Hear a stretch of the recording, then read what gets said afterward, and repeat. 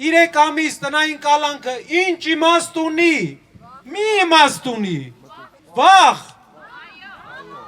իշխանության ես եկել ժողովրդավարության խոսքերով,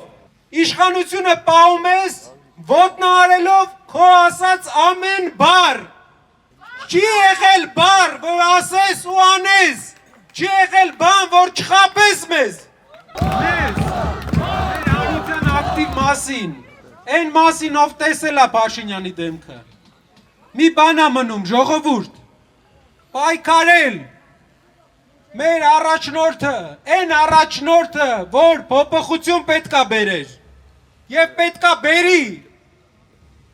նա հնարավորություն է ունենալու, հանդես գա հայտարարություններով, և մենք պետքա բոլորս ազգովի, մեր ազգի ակտիվ անդամների միջոցով իրար հետ պայքարենք 2 ամսվա ընթացքում, խոսենք բոլորի հետ,